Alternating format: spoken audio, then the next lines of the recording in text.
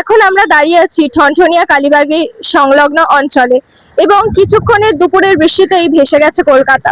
জনগণের থেকে আমরা জেনে নেব যে এখানকার এলাকাবাসীদের কি মতামত। জলের অবস্থা এর আগে 6 মাস আগে একবার গাড়ির ক্ষতি হয়ে গিয়েছিল, ওই জন্য গাড়ি ঘুরিয়ে নিয়ে খুব ভয় পাচ্ছি। এখন নতুন সরকার এসছে, এখন কি বলবো, এখন নতুন সরকারের বিরুদ্ধে তো কিছু বলা যাবে না, একটু টাইম যাক তখন বলা যাবে। আপনার নামটা জানতে পারি? আমার নাম মোহাম্মদ আজহারউদ্দিন। ধন্যবাদ। আমরা যখন থেকে জন্ম নিয়েছি আমাদের বাপ ঠাকুরদার আমল থেকেই আমাদের এই পাড়াটা এই ধরনেরই আছে। এখান থেকে আরো জঘন্য অবস্থা আছে, আমাদের পাশে যান, দুটো বিল্ডিং ছেড়ে, ওটা হচ্ছে ঠনঠনিয়া কালী মন্দির, পুরো ভিজে একদম অবস্থা খারাপ হয়ে যাবে। আছে কোনোদিনই যাবে না এটা, এইভাবে যত এখানে কাজ হোক এটা জলটা সস্তাটা থাকবেই।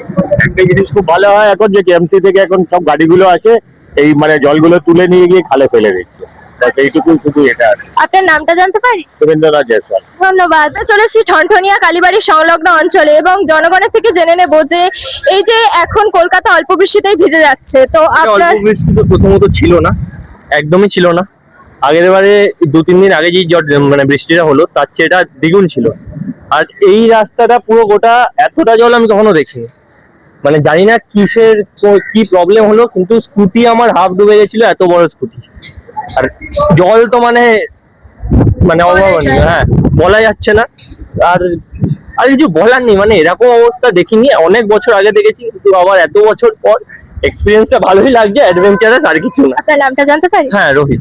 ধন্যবাদ। ড্রেনেজ সিস্টেম কলকাতার খারাপ, সবসময় অনেক জায়গায় একটু বৃষ্টিতে জল জমে যায়, এখানে আমার স্ট্রিটে, তো সেটা আস্তে আস্তে আশা করি ঠিক হয়ে যাবে। আপনার নামটা জানতে পারি? আমার নাম অঙ্কুশ সেন। ধন্যবাদ।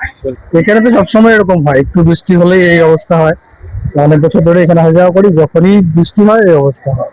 এটার ব্যবস্থা কিছুই হয় না, তো অনেক রকম করেছে, ড্রেন ফেন করেছিল, অনেকবার করেছে, কিন্তু আলটিমেট সলিউশন কিছুই হয় না। এরকম যখনই বৃষ্টি হয় এরকম ভিজে ভিজিয়ে প্রপারলি ব্যবস্থা করতে হবে, প্রশাসনের ব্যবস্থাই করতে হবে, পাবলিক তো করতে পারবে না, অবশ্যই। এই ব্যবস্থা প্রশাসনকেই করতে হবে। এটাই দেখতে হবে। আপনার নামটা জানতে পারি? প্রসূন পাল। ধন্যবাদ।